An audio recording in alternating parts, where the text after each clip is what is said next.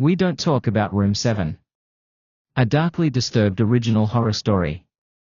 Disclaimer. This story is a work of fiction, created purely for entertainment purposes. Any resemblance to real people, places, or events is purely coincidental. Viewer discretion is advised, especially if you're alone at night.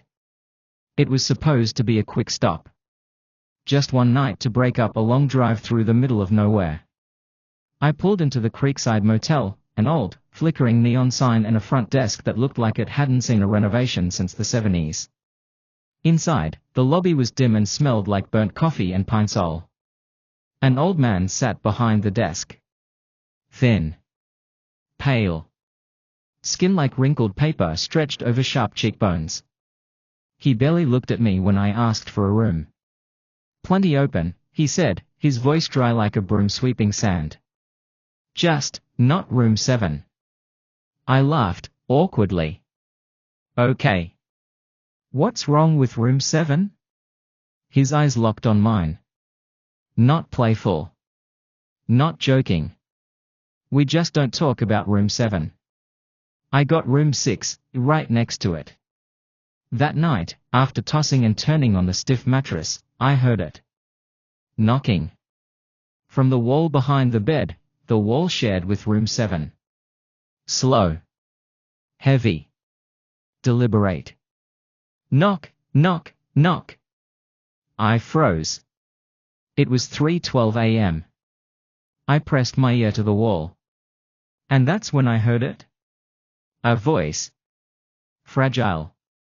Weak. Help, please, help me. I sat up fast. Maybe someone was trapped in there.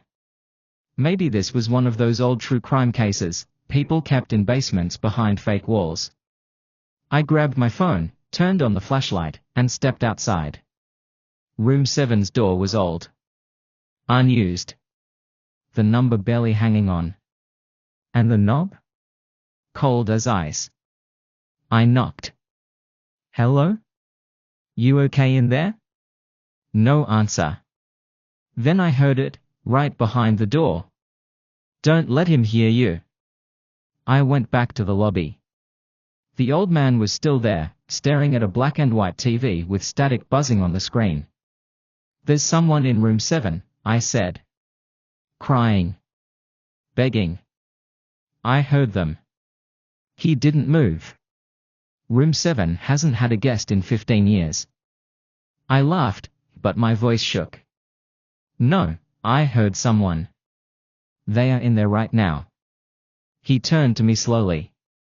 His face looked older. Like something had drained the color from it in the last hour. Do you want to know why we don't talk about Room 7? He whispered. He pulled out a small, cracked photograph from the drawer and slid it across the counter. It was a little girl. Smiling. Missing front teeth. Holding a teddy bear. She went missing. Room 7. Parents vanished too. Never found their bodies. Just gone. I left the motel the next morning. Fast. Didn't shower. Didn't check out. But here's the thing. Last night, back home, around 3 a.m. I heard knocking on the wall behind my bed. Knock, knock, knock. Then a whisper. Help me, please, help me. I don't live next to anyone. That wall? It's a closet. And when I opened it, the inside was carved with the number 7.